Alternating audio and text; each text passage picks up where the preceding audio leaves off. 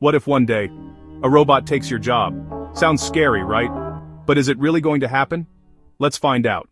AI is growing fast and entering many industries. From customer service chatbots to automated factories, machines are doing tasks faster and cheaper than humans. Some jobs are more likely to be replaced by AI, such as customer support, factory work, basic accounting.